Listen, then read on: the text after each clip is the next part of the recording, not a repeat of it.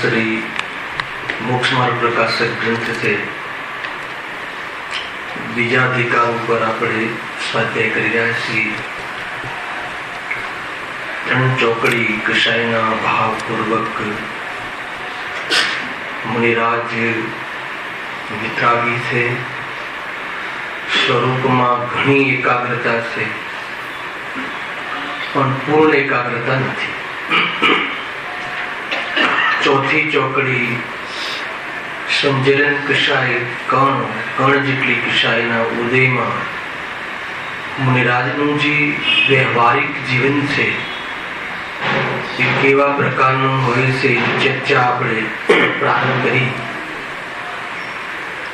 એ ચર્ચાનું અંતિમ ચરણ ચાલી રહ્યું છે। ત્યાં થોડી ટર્મિનોલોજી એમ આવે છે કે આજે વ્યવહારિક જીવન છે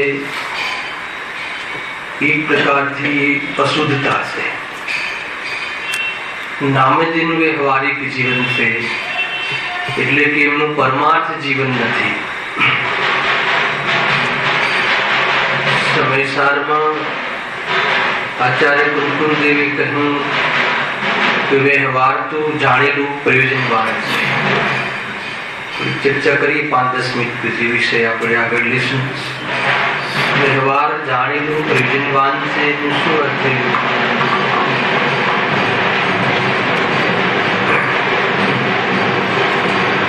12મી ગાથાના મથાળામાં સ્થાનિકામાં એમ ઇન્ડિકેશન છે કે વ્યવહાર જે છે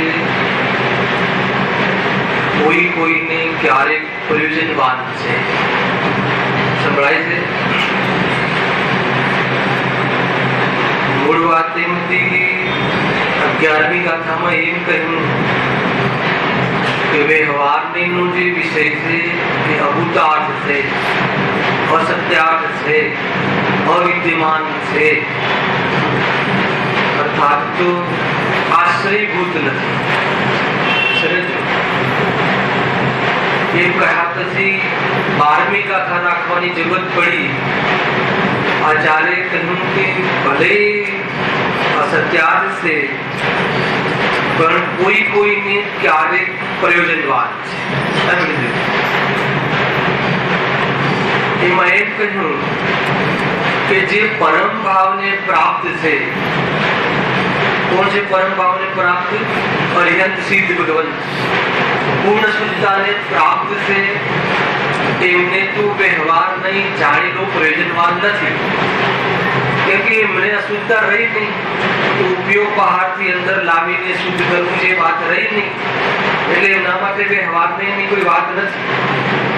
એમને તો શુદ્ધ નહીં જાણેલો પ્રયોજનવાન છે, અર્થાત તો શુદ્ધ નહીં પ્રગટ થઈ ગયો છે। હવે એમાં પણ કઈ આશ્રય લેવાની વાત નથી, પરંતુ જે અશુદ્ધ ભાવને પ્રાપ્ત છે, अपरम भाव ने प्राप्त से एवा जे जीवो से एमने आ जे व्यवहार नहीं जानेलो प्रयोजनवान છે।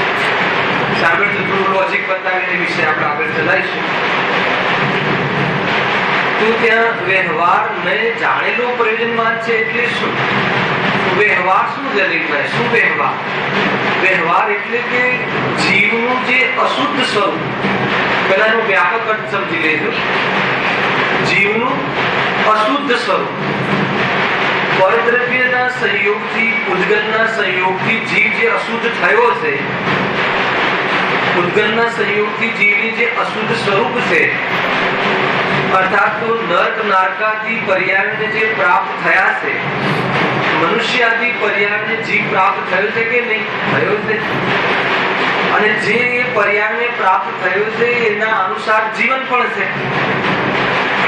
કોઈ જીવ મનુષ્યને પ્રાપ્ત થયો છે, મનુષ્યના શરીરને, તો એના અનુસાર ઉઠવું, બેસવું, ચાલવું, બોલવું, એ બધા પ્રકારના વ્યવહારો જોવા મળે છે.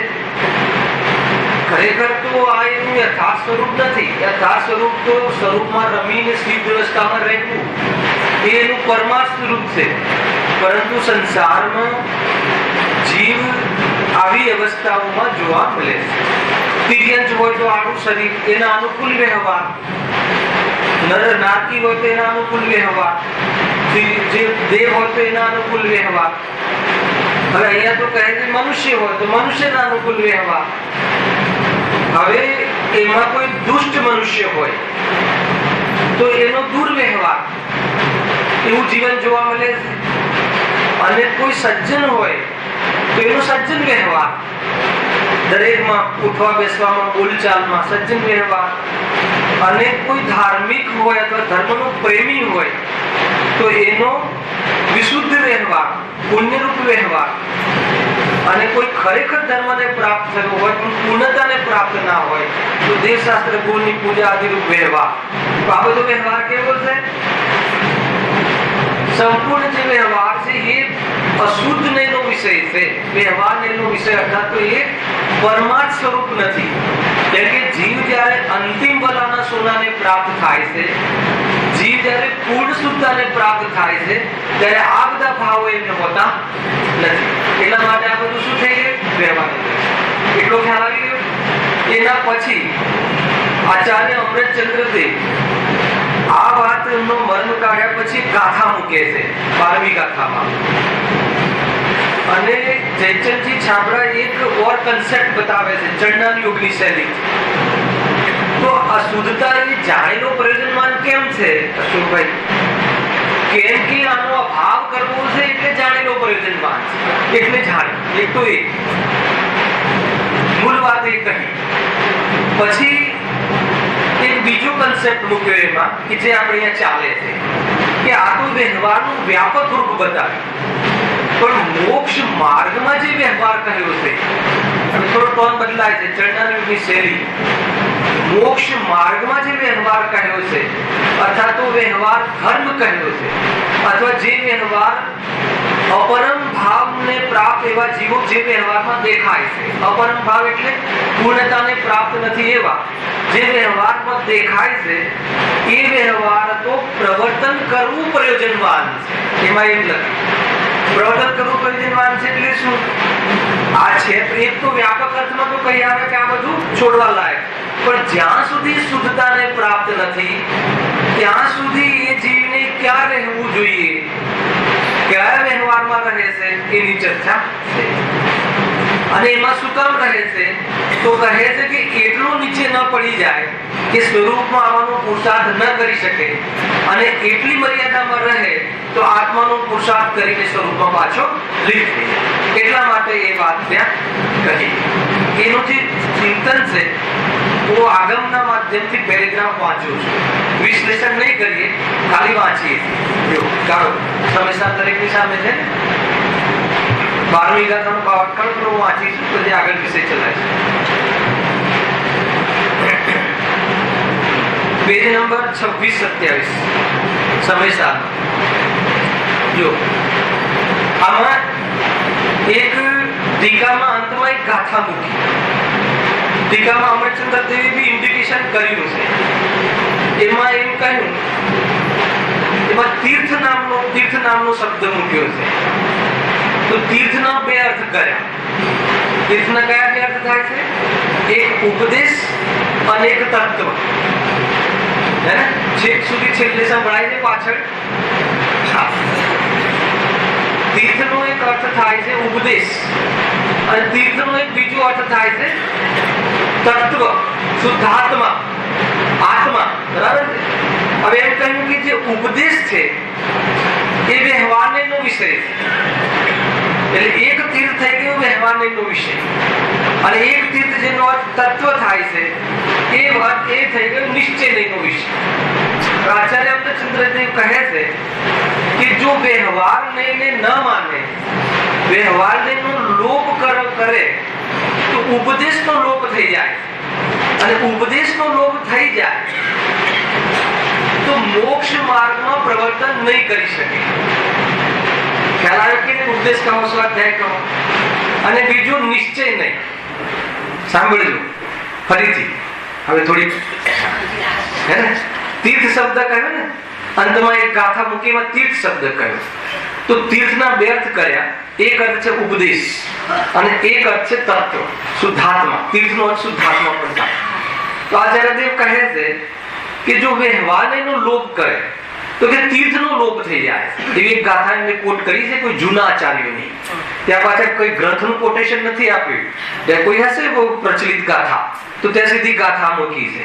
જો આચાર્ય કહે છે કે હે ભવ્ય જીવો, જો તમે જીનમતને પ્રવર્તવા ચાહતા હો તો વ્યવહાર અને નિશ્ચય બંને નયોને ન છોડો, કારણ કે વ્યવહારને વિના તો તીર્થ વ્યવહાર માર્ગનો નાશ થઈ જશે અને નિશ્ચયની વિના તત્વનો નાશ થઈ જશે. ખ્યાલ? આ ઉપદેશ છે. આજ સમય સાની ગાથા બોલું છું. શું કહે? તીર્થ એટલે ઉપદેશ જો નહીં તમે એનો લોપ વ્યવહારને તો છે જ નહીં, હે ને? અરે વ્યવહાર પરમાર્થ નથી, વ્યવહાર તરીકે તો છે. તો કે ઉપદેશનો લોપ થઈ જશે. ઉપદેશનો લોપ થઈ જશે તો શું થશે? તો કે માર્ગનો પરિચય જ નહીં થાય. હવે માર્ગનો પરિચય નહીં થાય તો માર્ગનો પ્રવર્તન કઈ રીતે કરશે? પછી કોઈ એવો જીવ હોય કે નહીં આપણે તો વ્યવહાર રાખો, બસ એ સ્વાધ્યાય કરવું, સ્વાધ્યાય સાંભળવું, પૂજા ભક્તિ કરવી અને બસ ઉપાસાથી કરવું, વ્યવહાર એટલું વ્યવહાર, માત્ર વ્યવહાર. આત્મા બાત્માની વાત કોને જોયું છે? આત્મા કોઈ એવા જીવ પણ હોય છે? ક્યાં દેખાય છે આત્મા? આપણે તો બસ મંદિર જવું અને બહુ શુભ ભાવમાં રહું, પુણ્ય ભાવમાં રહું, એનાથી સાતા મળે છે અને એનું ફળ પણ શું આવે છે? સુખ.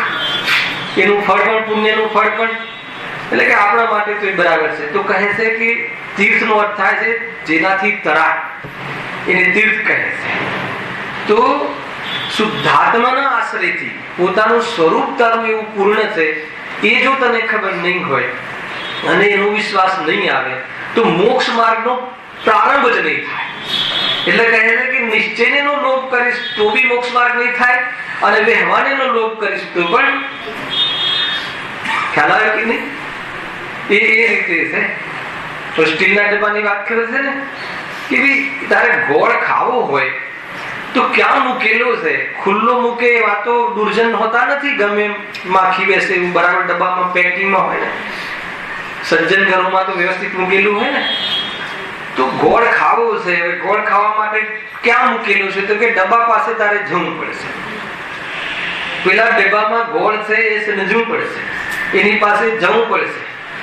પરંતુ એ ડબ્બામાં મૂકેલું જે ગોળ છે, ગોળનો ડબ્બો, આમ કહી કે ગોળના ડબ્બા પાસે જવું પડશે. ગોળના ડબ્બા પાસે જવું પડશે એટલે શું? કે જે ડબ્બામાં ગોળ મૂકેલો છે ત્યાં જવું પડશે. બરાબર. હવે એ ડબ્બા પાસે ગયો, ત્યાં સુધી આ ઉપદેશ પણ જરૂરી છે. હવે ત્યાં ગયા પછી જે ગોળ છે, સ્ટીલનો ડબ્બો ગોળનો નથી, એમાં ગોળ મૂકેલો છે કે જે લાલ કલરનો છે, જે મીઠો છે, જેનું આવું સ્વરૂપ છે, એ ગોળનું સ્વરૂપ પણ સમજવું પડશે. અને બહારમાં જે આ ડબ્બો છે એ ગોળ નથી, એ પણ સમજવું પડશે. જો આ નહીં સમજે તો ગોળની પાસે જ નહીં જઈ શકે, એટલે ગોળથી વંચિત રહેશે. બરાબર છે? હવે બધું સમજી લીધું પણ ગોળનું સેવન નહીં કરે, એ ગોળનું જો સેવન જ નહીં કરે તો પણ ગોળથી વંચિત રહી જશે. બરોબર ને? જરૂરી છે કે નહીં? સમજમાં આવે છે વાત? જેટલું જરૂરી વ્યવહાર નહીં છે, જેટલું જરૂરી નિશ્ચય નહીં છે, એટલું જરૂરી વ્યવહાર. એને પહોંચવા માટે વસ્તુ ઓળખ. વ્યવહારને જાણેલો પ્રયોજનવાન છે એના બે અર્થ કરીએ છીએ કે એટલા માટે કે જે જાણેલો પ્રયોજનવાન છે એનો અર્થ કે આટલી અશુદ્ધતા છે, આટલી શુદ્ધતા થઈ, આ બાકી છે, એને પણ ટાળવી છે, એટલા માટે જાણેલો પ્રયોજનવાન. હવે બીજો અર્થ આ કર્યો. એ અર્થમાં પંડિત જયચંદજી છાબડા શું કહે છે? માત્ર હું વાંચન કરીશ, વિશ્લેષણ નહીં કરું. એટલે કે વિશ્લેષણ માધ્યમ વલણમાં ચાલે છે અને અહીંયા આપણને ખબર પડે એમ. જો હા,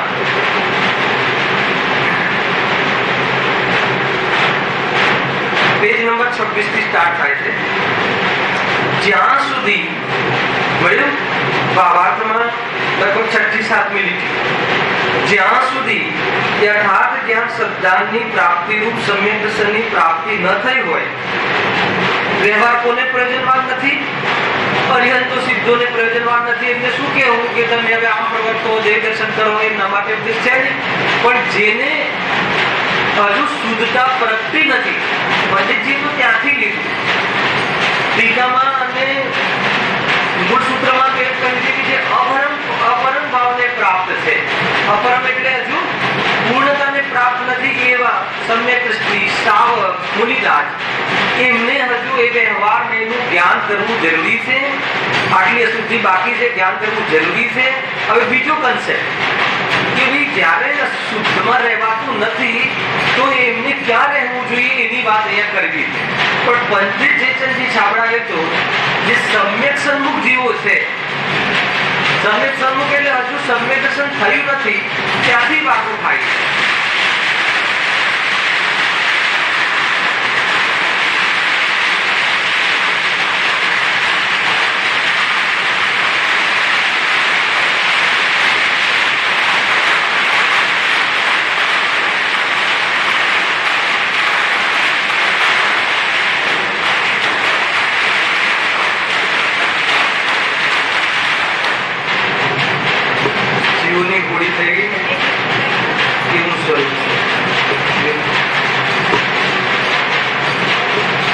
એટલા માટે આ ઉપદેશ જરૂરી છે. આપણા ઘરે અવસરો આવે તો આવી હિંસાથી બચવું જરૂરી છે. એવા જીવો સમ્યક દર્શન પ્રાપ્ત કરવાની પાત્રતા રાખે છે. ત્યાં તો પછી કઈ સૂચતું જ નથી એવું સ્વરૂપ થયું. શું કહે છે જયચંદજી છાબડા ક્યાંથી ચાલુ કરે છે કે સમ્યક સન્મુખ જીવ છે ત્યાંથી ચાલુ કરે છે કે હજુ જેને સમ્યક દર્શન નથી પણ પ્રાપ્તિ કરવી છે એને જ્યાં સુધી યથાર્થ જ્ઞાન શ્રદ્ધાની પ્રાપ્તિ રૂપ સમ્યક દર્શનની પ્રાપ્તિ ન થઈ હોય ત્યાં સુધી તો જેમનાથી યથાર્થ ઉપદેશ મળે અને યથાર્થ ઉપદેશ મળે એવા જીવ વચનોનું સાંભળવું, ધારણ કરવું તથા જીવ વચનોને કહેનાર શ્રી ચિંતનની ભક્તિ, જીવના દર્શન ઇત્યાદિ વ્યવહાર માર્ગમાં પ્રવર્ત થવું પ્રયોજનમાન છે. ઉપર શું કહ્યું હતું કે વ્યવહાર જાણેલો પ્રયોજનમાન છે. અહીંયા શું કહ્યું? વ્યવહારમાં પ્રવર્તન થવું, પ્રવર્તન કરવું પ્રયોજનમાન છે. એક જ પેરેગ્રાફમાં બે શૈલી અને દ્રવ્યાંગની શૈલી એમ કહે છે કે જેને આત્માનો પ્રેમ છે, જેને સ્વરૂપની સિદ્ધિ કરવી છે, સાચું સુખ પ્રાપ્ત કરવું છે, એ જીવ આવી પ્રકારના વ્યવહારોથી બચી શકતો નથી. આમાં જોવા મળે એ દ્રવ્યાંગની શૈલી છે અને ચરણાંગની શૈલી ઉદ્દેશાત્મક સ્વરૂપમાં ન રહેવાતું હોય તો એવા પરિણામમાં રહેવું સ્વાધ્યાય આદિ, ગુરુ ભક્તિ આદિ કે જેના માધ્યમથી ફરી સ્વરૂપનો વિચાર કરી અને એનાથી નિવૃત્ત થઈને સ્વરૂપમાં જઈ શકાય. બરાબર છે? એટલું ક્લિયર થઈ? હવે આગળ. અને જેમને શ્રદ્ધા જ્ઞાન તો થયા છે. હવે સેકન્ડ, બીજા નંબરના વ્યક્તિઓ આપણા માટે વ્યવહારમાં પ્રવર્તન કરવું પ્રયોજનવાન છે કે નહીં? કે સમ્યક દર્શન ના થયું હોય તો પછી શું કરવું? એક જવાબ કે સમ્યક દર્શન કરવું. સમ્યક દર્શન ના થયું તો શું કરવું જીતુભાઈ? સમ્યક દર્શન કરવું. પણ સમ્યક દર્શન માટે શું કરવું? તત્વ નિર્ણય કરવો. આવી નવમો અધિકાર. તત્વ નિર્ણય કરવા માટે શું કરવું? સ્વાધ્યાયના માધ્યમથી તત્વનો નિર્ણય કરવો. આ રીતે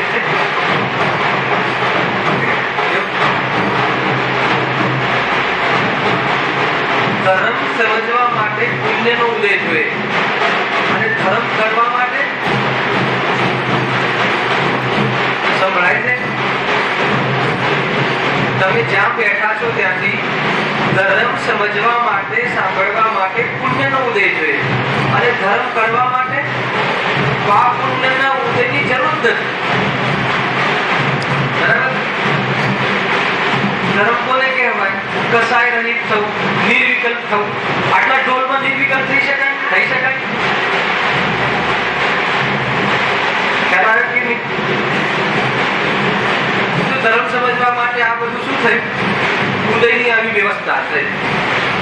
પણ ત્યાં ધર્મ કરવો હોય તો બહારમાં આવી જાતિના ઉદયમાં આવી જાતિનો યોગ થયો. પરંતુ એ જે અવાજ થાય છે ઢોલનો અવાજ છે, અને અત્યારે મારા જ્ઞાનના ક્રમમાં જીન વચનનો ક્રમ નથી, અને હું જ્ઞાન તો જ્ઞાનમય છે. આ રીતે બધું યથાર્થ સ્વરૂપ સમજી અને નિર્વિકલ્પ થઈ જવું, એનું નામ ધર્મ. નિર્વિકલ્પ થવાનું નામ ધર્મ છે ને. નિષ્કસાય, નિર્વિકલ્પ, દુઃખ ન થવું, એનું નામ ધર્મ. કેટલું સરસ સ્વરૂપ છે બોલો. પણ એના પહેલા જે ધર્મ સમજવાનો ક્રમ છે એ તો છે. તો એ ક્યાં આવે આપણે કે બીજો ટોપિક એ છે, સાંભળો બરાબર, મન લગાવીને સાંભળો. દરેક વિષય આપણા માટે ઉપયોગી છે. મારે જે વાત કહેવી છે ને એના માટે હું ફરીથી ટર્મોલોજી કહું છું. શનિ રવિમાં આખી આપણે ચોથી ચોકડીને ઉડાઈશું, ચિંતા નહીં કરતા. પરંતુ એ વાત આ ત્રીજી ચોકડી જે આજે સમજવી, ચોથી ચોકડીનો ઉદય જે ચાલે છે ને એમાં વ્યવહાર જીવનની આપણે વાત ઉઠાઈ કે આવું જીવન હોય છે, ક્યાં સુધી હોય છે, એ વાત અહીંયાથી મારે બતાવી છે. અહીંયા કહે છે કે વ્યવહારને જાણેલો પ્રયોજનવાન છે, એ વાત સમજાઈ ગઈ. જાણેલો પ્રયોજનવાન છે એટલે કે એનો જે વિષય છે આત્માનું પરમા સ્વરૂપ નથી, અશુદ્ધતા છે, અભાવ કર્યો છે, એક વાત એ સમજાઈ ગઈ.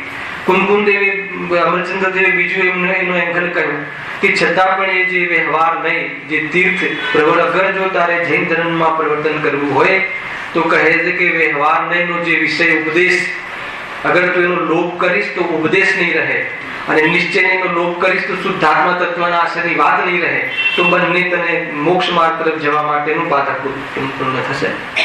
એટલા માટે અહીંયા જયચંદજી છાબડાએ એને ઓર પુષ્ટ કરીને વાત કહી કે જે અપરમ ભાવ હજુ પૂર્ણતાને પ્રાપ્ત નથી, એના માટે વ્યવહારમાં પરિવર્તન કરવું યોગ્ય છે.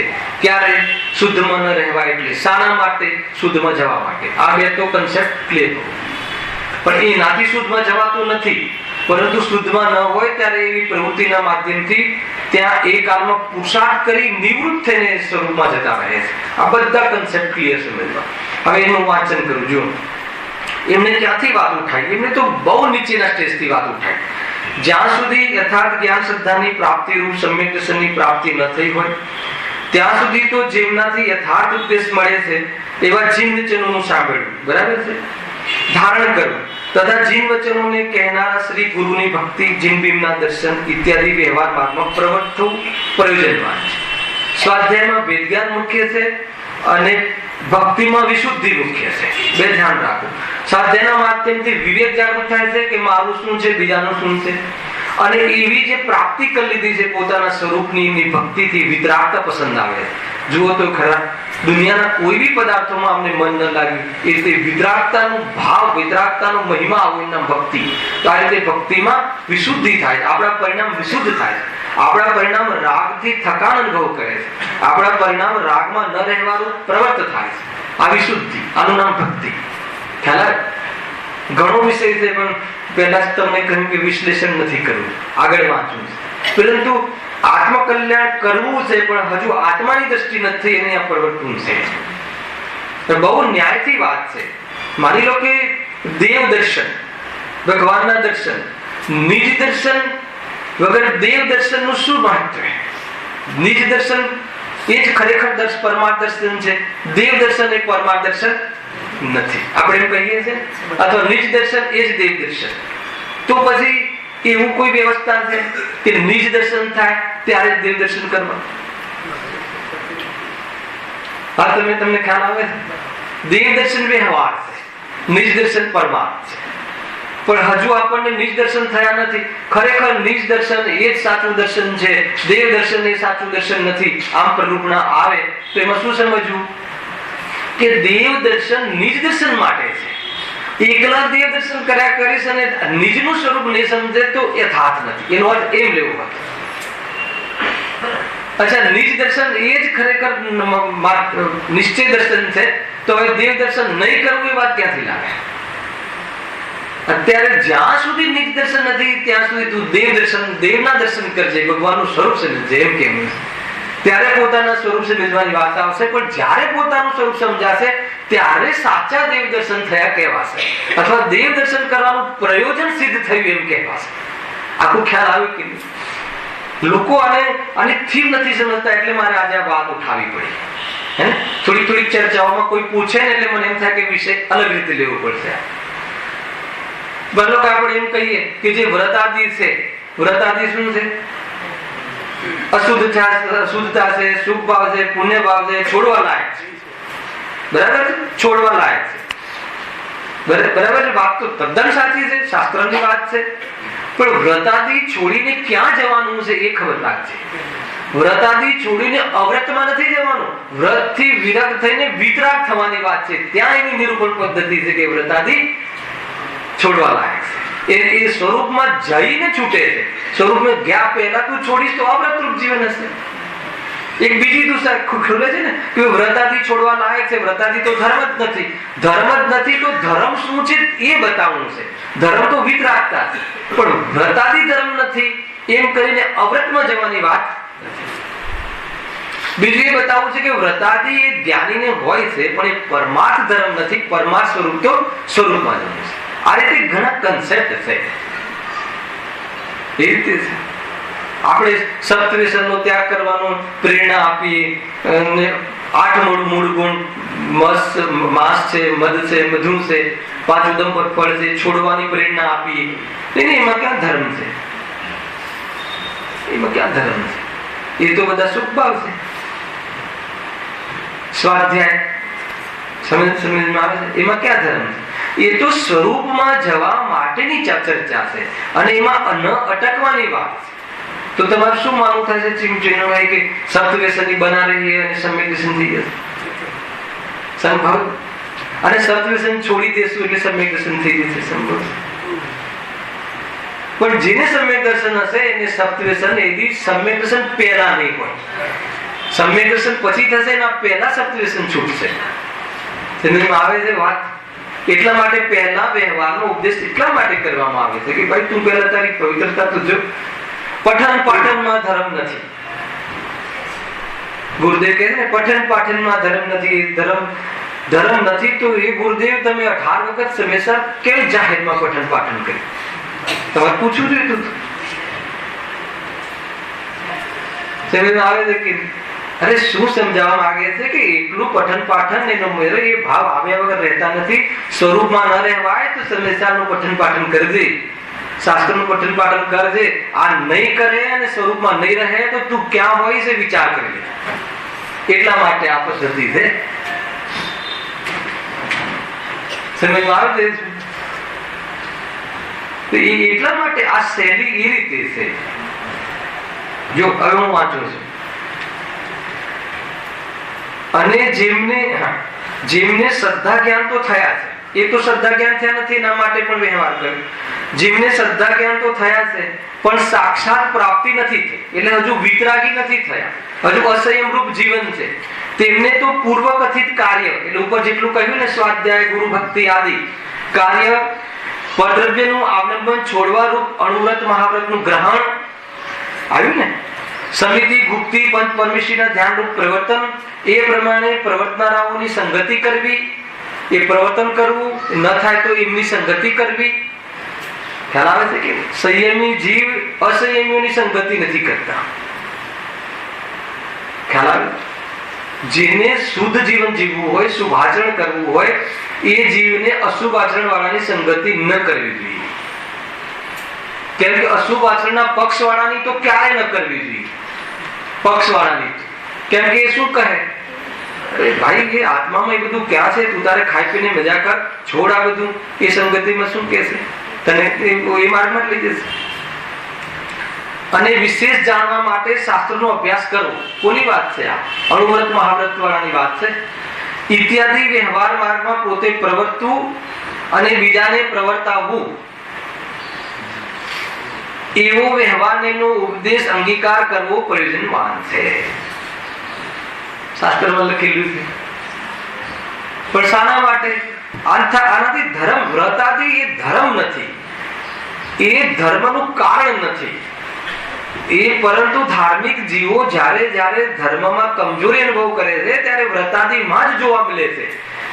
એમાં પ્રવર્તવું યોગ્ય છે, પ્રયોજનવાન છે. જો એમાં નહીં પ્રવર્તે, આગળ લખ્યું છે વ્યવહારને કથનચિત અસત્યાર્થ કહેવામાં આવે છે, સર્વથા નહીં.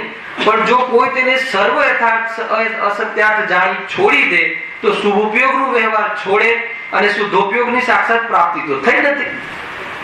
જ્ઞાનીને પણ સમ્યક દ્રષ્ટિને, ચતુર્ગુણ સ્થાને હજુ વિતરાગ થયો નથી, તેથી ઉલટો અશુભ ઉપયોગમાં જ આવી ભ્રષ્ટ થઈ ગમે તેમ સ્વેચ્છારૂપે પ્રવર્તે તો નરકાદી ગતિ તથા પરંપરા નિગોદને પ્રાપ્ત થઈ સંસારમાં પ્રવૃત્તિ કરે છે. માટે શુદ્ધનેનો વિષય જે સાક્ષાત શુદ્ધ આત્મા તેની પ્રાપ્તિ જ્યાં સુધી ન થાય ત્યાં સુધી વ્યવહાર પણ પ્રયોજનવાન છે, એવો શ્યાદવાદ મતમાં શ્રી ગુરુઓનો ઉપદેશ છે. આનું વિસ્તારથી અમારી ચર્ચા લાડમાં ચાલે છે, પરંતુ આની ચર્ચા આનાથી થોડો હિંટ તો મળી ગઈ છે. ખ્યાલ આવે? કોઈ એમ કહે, અહીંયા બેઠેલું જીવ એમ, જીતુભાઈ તમે એમ કહો કે સ્વાધ્યાયથી તો ધર્મ થતું નથી, તો સ્વાધ્યાયમાં શું કામ આવે? તો સ્વાધ્યાય દેવ દર્શનથી ધર્મ થતું નથી, તો દેવ દર્શન શું કામ આવે? એને જવાબ આપો. જે પ્રશ્ન મારો બરાબર છે. સ્વાધ્યાયથી ધર્મ થતો નથી અને ખરેખર નથી થતો, પણ તો પછી તમે શું કામ આવ્યા છે એનો જવાબ, એનો કંઈક તો ખાલી ફરવા આવ્યા છો, સમાજને બતાવવા આવ્યા છો, પુણ્ય બંધ કરવા આવ્યા, શાના માટે આવ્યા? એનો જવાબ મને આપો તો પછી વિષય આગળ ચાલુ કરો. એક વાત 100% પહેલા કહી દીધું પટ્ટીમાં મેઇન, કે એનાથી ધર્મ, વિતરાગ ધર્મ 100% નથી થતો, તો પછી શું કામ આવ્યા છે એનો જવાબ તો પછી ખાલી ખરી આવ્યા છે. દરેક ને એક જ જવાબ નીકળશે. ધર્મ સમજવા માટે આવ્યા છીએ, પાપોથી બચવા માટે આવ્યા છીએ, ખ્યાલ આવે કે નહીં? અને જ્યારે પાપથી બચીએ છીએ ત્યારે પાપથી બચવાય તો પ્રવૃત્તિ નહીં હોતી, પરિણામ એવા મંદ હોય છે, ત્યારે ધર્મ સમજમાં આવવાની પાત્રતા થાય. આપણે વિરોધ તો સભામાં એમ કહીએ કે સ્વાધ્યાયથી ધર્મ નથી, તમે સ્વાધ્યાયની પ્રેરણા કેમ આપો છો? તો સ્વાધ્યાયની પ્રેરણા ગુરુદેવે આપી. 4 કલાક સ્વાધ્યાય નહીં કરે તો સંસ્કારે નહીં પડે. બીજું વાક્ય કહું, ખાલી સ્વાધ્યાય જ કરતો રહેશે તો આગળ નહીં વધે. એમાં શું કેવું છે? સ્વાધ્યાય ન કરવું એ પ્રેરણા છે? અરે એક જ પ્રેરણા છે, વિતરાગી છો, પણ વિતરાગતાના માર્ગમાં સ્વાધ્યાય સ્ટેશન છે, એ આવે વગર નહીં રહે. એ દ્રવ્યાનુયોગની શૈલી છે અને ચરણાનુયોગની શૈલી છે કે તું સ્વાધ્યાય કર. અરે સ્વાધ્યાય કર એ વ્યવહાર એટલું નહીં, અનુભૂતિ કર એમ કહેવું એ પણ વ્યવહાર છે. કોઈ પણ વસ્તુ, અરે આત્મામાં જ્ઞાન છે એમ ભેદ કરીને કહેવું એ પણ વ્યવહાર છે. નિશ્ચય તો સ્વરૂપમાં લીન થવું એ પ્રગટ નિશ્ચય છે, અને લીન થવું શું? સ્વરૂપ તો જેવું છે એવું પરમ શુદ્ધ નિશ્ચય નહીં છે. ખ્યાલ આવ્યો કે નહીં? ગુરુદેવ તો કહે છે કે સ્વરૂપમાં લીન થવું એ પણ ખરેખર વ્યવહાર છે, મોક્ષ માર્ગ વ્યવહાર છે. કેમ કે પર્યાય છે ને, આશ્રયભૂત નથી. એટલે વાત સાંભળવી હોય તો બહુ ઊંચી ઊંચી વાતો પણ છે, પણ જયારે આ વાત આવે ત્યારે જીવ એમ કહે છે કે નહીં નહીં નહીં, કે વ્રતાથી તમે વ્યવહારની વાત કરે. પણ જયારે સ્વરૂપમાં ન રહેવાય, લખ્યું ચોખ્ખું પંડિતજી આચાર્ય અમૃતચંદ્ર દેવે કે સ્વરૂપમાં ન રહેવાય ત્યારે જીવે એના માટે વ્યવહારને એમાં પ્રવર્તન કરવું પ્રયોજનવાન છે. કેમ કે જો એમાં સર્વથા એને સત્યાર્થ માનશે, હે ને, એ તો કોઈ અપેક્ષા સત્ય સ્વરૂપમાં જવા માટે એમ કહેવામાં આવે છે, ત્યાં ન અટકે એટલે એમ કહેવામાં આવે. સમજમાં આવે છે? તો એટલા માટે આપણે સ્વરૂપ સમજીએ છીએ કે સ્વરૂપમાં ન રહી શકાય ત્યારે ક્યાં જીવન વિતાવે છે એની ચર્ચા આપણે કરી રહ્યા છે. એના પહેલા હજુ મને એક સવારે એક વિચાર આવ્યો હતો, એનો પ્રમેય મેં થોડુંક અહીંયા લખ્યું છે, આના લગતો બહુ સરસ વિષય છે, એ સમજીએ આપણે. જો આના લગતો જ છે, આના કનેક્ટેડ, કે પાંચો જ્ઞાન પ્રમાણ જ્ઞાન છે. તમે સમજો, પાંચો જ્ઞાન પ્રમાણ જ્ઞાન છે ને, મતિ શુદ્ધ અવધિ મને પર્યા કહેવાય. પ્રમાણ જ્ઞાન એટલે શું? એની મૌલિક ચિંતન બતાવું. સર્વાંગ જ્ઞાન, વસ્તુના સર્વ પડખાઓનું જ્ઞાન, અર્થાત વસ્તુના સર્વ પડખાઓનું યથાર્થ જ્ઞાન, એનું નામ પ્રમાણ જ્ઞાન. બરાબર? અર્થાત તો સમ્યક જ્ઞાન. સર્વ દ્રષ્ટિકોણથી પદાર્થનું યથાર્થ જ્ઞાન કરવું એનું નામ પ્રમાણ જ્ઞાન. એ જ્ઞાન પ્રધાન શૈલી. એક તો એ વાત આવી. બીજું પ્રમાણ જ્ઞાન કોને કહે છે કે સમ્યક દર્શન પૂર્વક જ મતિશુદ્ધ અવધિ જ્ઞાન સમ્યક જ્ઞાન પ્રમાણ જ્ઞાન કહેવાય છે. એ દ્રષ્ટિ પ્રધાન શૈલી. અને આજે હું છૂટાછવાયા પ્રમેય લઉં છું, બહુ ઉપયોગી થઈ જશે. પ્રમાણ જ્ઞાન કોને કહેવાય? વસ્તુના સર્વાંગ જ્ઞાન. પ્રમાણ જ્ઞાન કોને કહેવાય? સર્વાંગ જ્ઞાન. વસ્તુના દરેક પડખાઓનું જ્ઞાન. પદાર્થને દરેક દ્રષ્ટિકોણથી જાણવો, યથાર્થ જાણવો, એનું નામ પ્રમાણ જ્ઞાન. આ થઈ ગયું જ્ઞાન પ્રધાન શૈલીથી પ્રમાણ જ્ઞાનની વ્યાખ્યા. કેમ લઉં છું થોડો ખ્યાલ આવી ગયો હશે. દરેક પડખાનું જ્ઞાન હોવું બહુ જરૂરી છે. કેટલી અશુદ્ધિ છે, કેટલી શુદ્ધિ છે, ક્યારેક કેટલી અશુદ્ધિ હોય છે, કઈ અવસ્થામાં કેવું સ્વરૂપ હોય છે, અને આ બધું હોવા છતાં જ્ઞાયક ભાવ શું છે, સમજમાં આવે છે કે નહીં? તો દરેક પ્રમાણ જ્ઞાન કોને કહેવાય કે દરેક ધર્મને જાણે. દરેક ધર્મને એટલે હિન્દુ ધર્મ, જૈન ધર્મ, મુસ્લિમ ધર્મ, પદાર્થની દરેક વિશેષતા, દરેક અંશને જાણે. અને મેં પહેલા શું લીટી કહી હતી? પાંચો જ્ઞાન પ્રમાણ છે. કોઈ કહે કેવલ જ્ઞાન, એમ નહીં. મતિશુદ્ધ જ્ઞાન પણ. મતિશુદ્ધ જ્ઞાનમાં પણ પદાર્થના દરેક અંશોને જાણવાની ક્ષમતા છે. બહુ જટિલ ને બહુ ગંભીર ને બહુ સૂક્ષ્મ વિષય છે. નવા પ્રમેય છે, સાંભળી લો. નવા એટલા માટે કે હજુ આપણે ચર્ચા નથી, બાકી તો અનાદિના પ્રમેય છે. સમજમાં આવે? શું કહ્યું કે એ દરેક પડખાનું એ થઈ ગયું જ્ઞાન પ્રધાન શૈલીથી પ્રમાણ જ્ઞાનનો વિષય. એક બીજો દ્રષ્ટિ પ્રધાન શૈલીથી કે સમ્યક દર્શન પૂર્વક જ મતિશુદ્ધ અવધિ જ્ઞાન પણ સમ્યક જ્ઞાન કહેવાય છે. કેમ મનપર્યાય કેવલ જ્ઞાન કેમ ના લીધું? કેમ કે એ મનપર્યાય કેવલ જ્ઞાનના ધારી તો જ્ઞાની જ હોય છે, પણ મતિશુદ્ધ અવધિમાં અજ્ઞાની પણ હોય છે અને જ્ઞાની પણ હોય છે. તો જે સમ્યક દ્રષ્ટિ જીવ છે એનું જે જ્ઞાન છે મતિશુદ્ધ અવધિ, એ સમ્યક જ્ઞાન છે. પ્રમાણ જ્ઞાન, સમ્યક જ્ઞાન કહો, યથાર્થ જ્ઞાન કહો. હવે એ બતાવીને મારે શું બતાવવું છે એની ચર્ચા મેં અહીંયા એક મેઇન ટોપિક લખ્યો છે કે જે અધ્યાત્મના જે કથન હોય છે ને, અધ્યાત્મના જોરમાં કથન, પહેલા 2-4 કથન બોલું, આજે પણ આવી ગયું. અને ભાવાર્થમાં એ કથનનું વિશ્લેષણ મેં જે કહ્યું ને એની હાઇલાઇટ ત્યાં કરી છે. અર્થાત એમને જે કહ્યું ને એ મને પકડમાં આવ્યું, એમ સમજી લો. ખ્યાલ આવે છે? આજે આવ્યું ને કે મધુર અમધુર સ્વાદને કર્મના ઉદયમાં એવા પરિણામ તો થાય છે, પણ જ્ઞાની ધર્માત્મા એનો સ્વામી ન હોવાના, એને પોતાનું સ્વરૂપ ન માનતો હોવાના કારણે એનો અવેદક જ છે. આજની ગાથા હતી, પછી ભાવાર્થ હજુ કાલે આવશે. ભાવાર્થ હમણાં થોડુંક જોશું, આપણે સમય તો ઓછો છે પણ જોશું. એમાં પછી એનો ખુલાસો કર્યો છે કેવી રીતે અવેદક છે, અવેદક કહેવા પાછળનો અભિપ્રાય શું છે. તો હવે જે અધ્યાત્મના કથનો, અધ્યાત્મના જોરમાં દ્રષ્ટિધાન કથનો કેવા હોય છે કે જ્યારે આત્મદર્શન થાય એટલે એને બંધ થતો જ નથી. એક તો આવું કથન મળે છે. પછી એવું કથન મળે કે ભાઈ 6 દ્રવ્યથી હું જુદો સપ્તમ દ્રવ્ય છે. તો દ્રવ્ય 6 હોય કે 7 હોય? કોઈ 7 દ્રવ્ય હોય, પણ અધ્યાત્મના જોરમાં કે ભાઈ 6 દ્રવ્યને સાથે મારે કાંઈ લેવા દેવા નથી, એમ એવું સપ્તમ દ્રવ્ય, જુદું દ્રવ્ય છે. એનો અર્થ એ થાય. પછી કેવું અર્થ? એવું ત્રીજું કથન લઈએ, 2-4 કથન લઉં છું, ઘણા દ્રષ્ટિ બધા કે ભોગ ભોગવનના કાળમાં પણ સમ્યક દ્રષ્ટિને બંધ થતો મુનિરાજને પ્રવચન સાહેબ લખતા બંધ થાય. ગજબ છે. સમ્યક દ્રષ્ટિ એટલો મહાન, મુનિરાજ કરતા મહાન કે ભોગ ભોગવતો હોય, 96,000 રાણીઓની વચ્ચે હોય તો પણ એને બંધ થતો નથી. અરે દ્રષ્ટિદાન એ અધ્યાત્મના જે કથન છે ને, અધ્યાત્મના જોરમાં આખી બોલી કહેવાય. આખા બોલો કોઈ વ્યક્તિ હોય ને, પણ આખા બોલો વ્યક્તિ જે હોય ને, લૌકિક દ્રષ્ટિ જોઈએ, આખા બોલો વ્યક્તિ હોય ને એની જે આખી બોલી છે ને એ પોતાના કુટુંબ ને ગ્રુપ પૂરતી જ ચાલે, નહીં તો પીટાઈ જાય.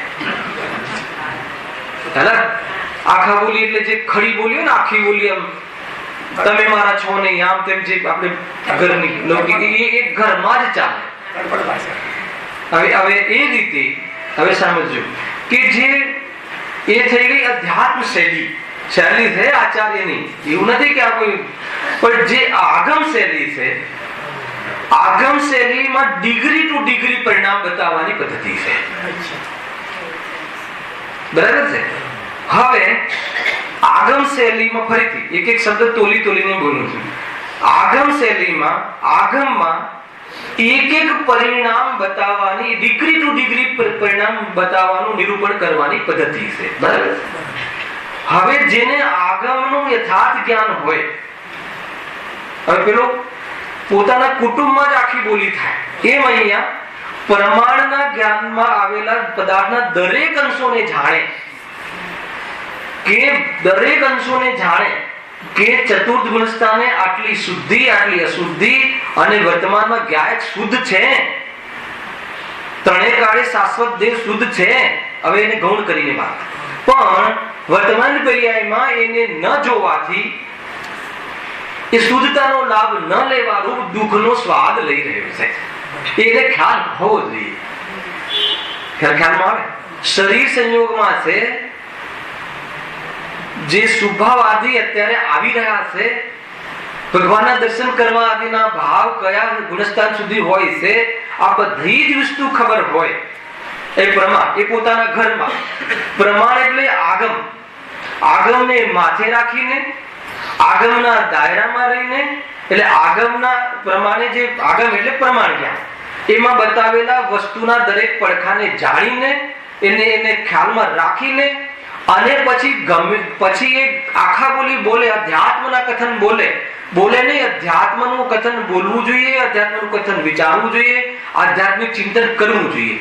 પછી આધ્યાત્મિક ચિંતન કરો, પેલા પ્રમાણમાં રહીને, દાયરામાં રહીને, કે અત્યારે વર્તમાનમાં મારી દશા આ છે, પણ પછી મુખ્ય કરો, પણ દેહ મારામાં નથી, સંયોગો મારામાં નથી, સંયોગી ભાવ મારામાં નથી, રાગનો મારામાં અભાવ છે. મારામાં એટલે શું? મારા સ્વભાવમાં. અરે કેવલ જ્ઞાનની એક સમયની પર્યાયનો પણ મારામાં અભાવ છે. કેમ કે એટલું હું નથી. મારે કેવલ જ્ઞાન કરવા માટે મારા સ્વભાવમાં નવું કાંઈ કરવું નથી. એમ પછી સ્વભાવની જેટલી મહિમા કરવી એટલી કરવું. એક પડકારની મુખ્ય કટને સમજવું. પછી બીજી રીત, અને વર્તમાન પર્યાયમાં કમજોરી મટાડવા માટે કમજોરીનું પણ જ્ઞાન કોઈ અપેક્ષા કરવું પડે કે વર્તમાન પર્યાયમાં મારી હજુ આટલી અશુદ્ધતા બાકી છે. એ રીતે અહીંયા જો હું વાંચું છું, જેમ મેં લખ્યું છે, જોઈએ જેમ પોતાના એરિયામાં રહીને આખી બોલી કરે તો પણ સુરક્ષિત રહે, તો સુરક્ષિત રહે છે, ને તો પીટાઈ જાય. બરાબર. એમ આગમને માથે રાખીને આગમમાં બતાવેલ દરેક અંશોની પૂરી જાણકારી પૂર્વક અધ્યાત્મના કથન બોલે, સમજે, કહે, વાંચે તો અહિત નહીં થાય, નહીં તો અહિત થઈ જશે. ખ્યાલ આવે કે નહીં?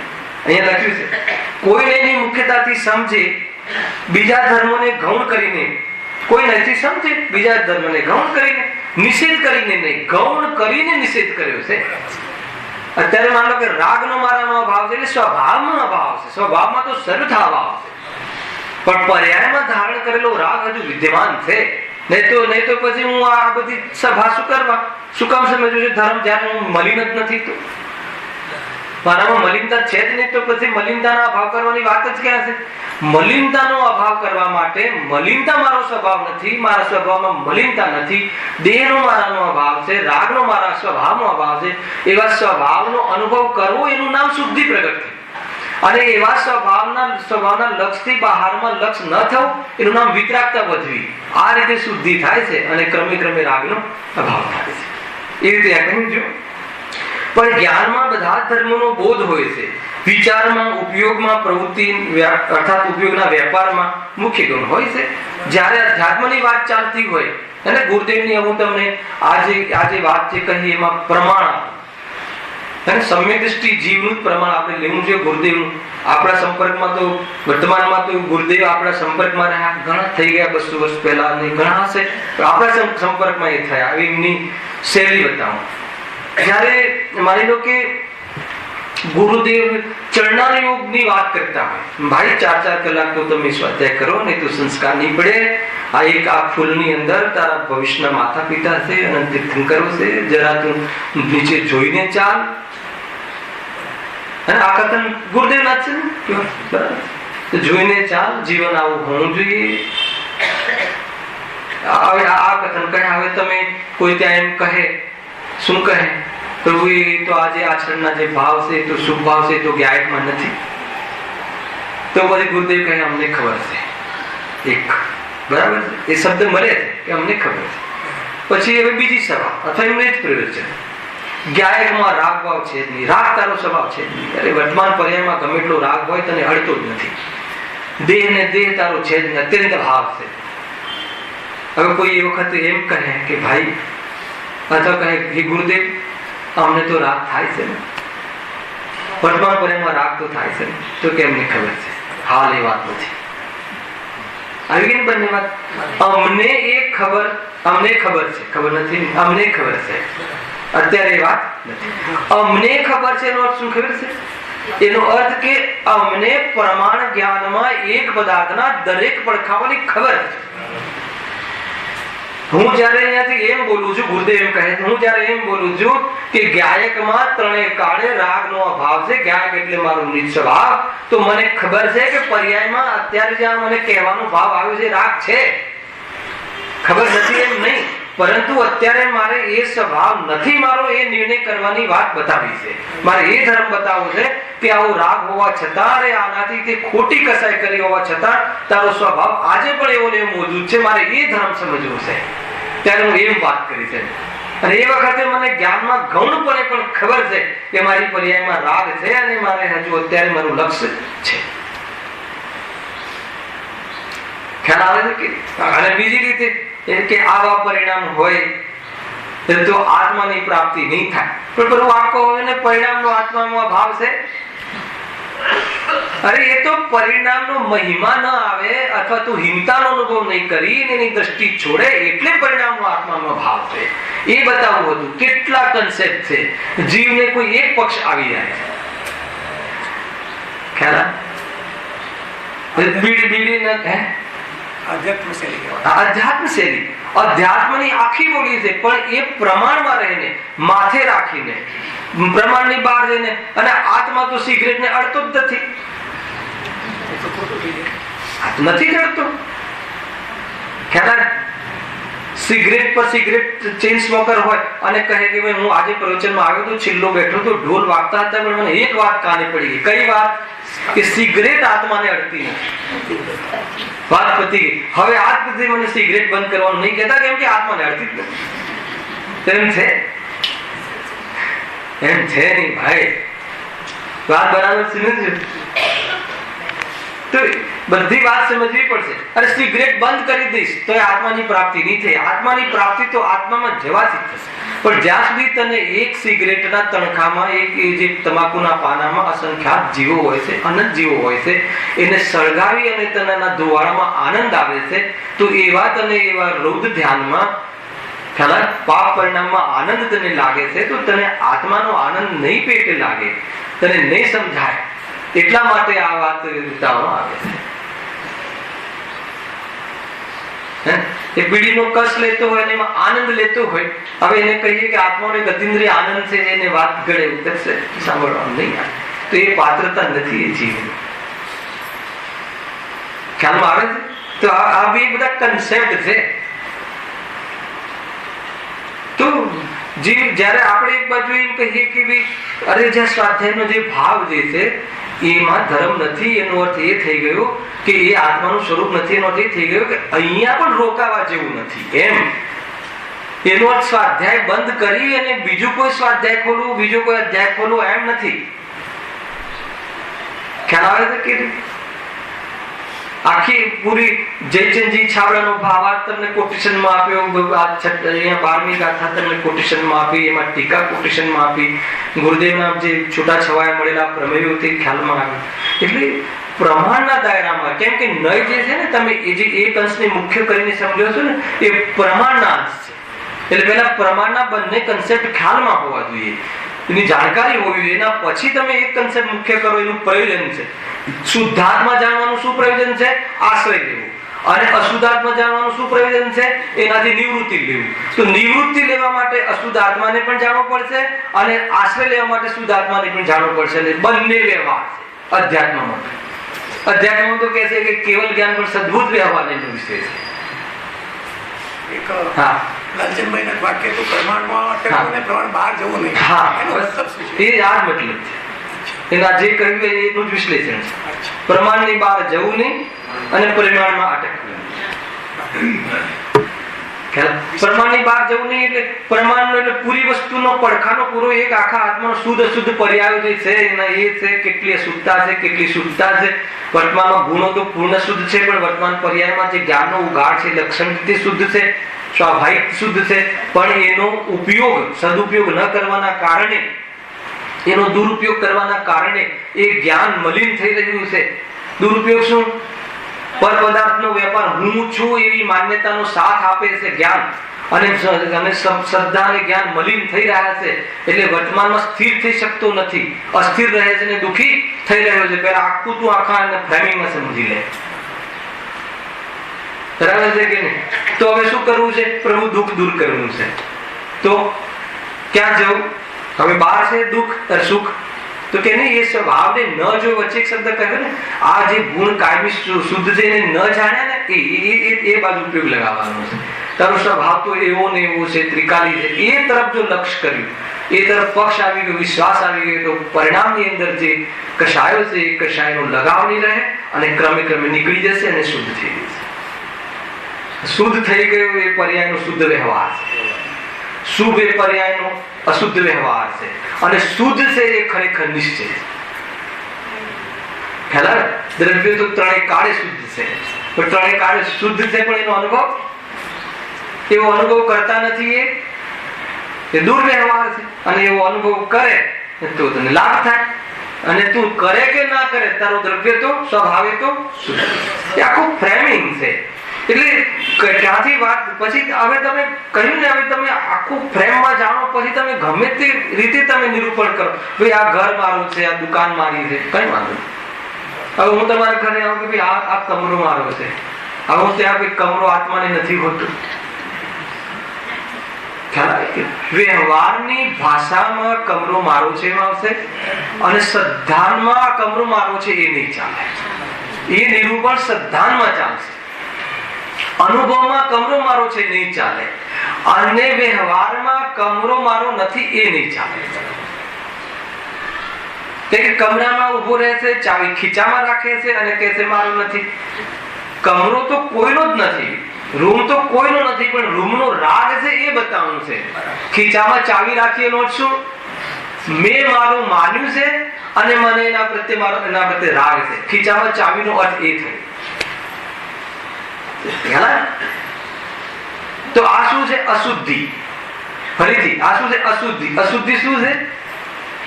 વ્યવહાર છે. વ્યવહાર છે એટલે શું પાછું લેવું દ્રષ્ટિમાં? કે એ મારું સ્વરૂપ નથી. વ્યવહારનો અર્થ છે કે આત્માનું પરમાર્થ સ્વરૂપ નથી.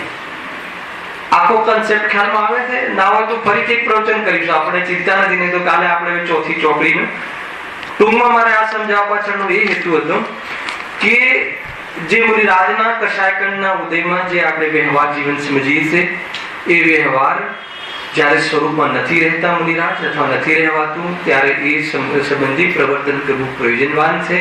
એ મુનિનું બાહ્ય જીવન છે. પણ એ બાહ્ય જીવન છે, એ બાહ્ય જીવનમાં પણ એટલી લિમિટેડ કસાયો છે કે જ્યાં એવા પ્રસંગોમાં, લિમિટેડ કસાયેલા પ્રસંગમાં વિશેષ પુરુષાર્થ કરી અને વળી પાછા શુદ્ધોપયોગમાં જઈ અને એનું મૂળ જીવન, ખરેખર જે મુનિરાજની પહેચાન છે, પરમાર્થ સ્વરૂપ શુદ્ધોપયોગમાં રહેવું એ છે, એ જીવન જીવે છે. હવે આવતીકાલે જે થોડાક 11 પરિચયની ચર્ચા બાકી છે ત્યાંથી શરૂઆત કરીશું કે જે વ્યવહાર જીવનમાં હવે પરિસ્થિતિમાં કેવી રીતે એને લડે છે, સામનો કરે છે, જીતે છે.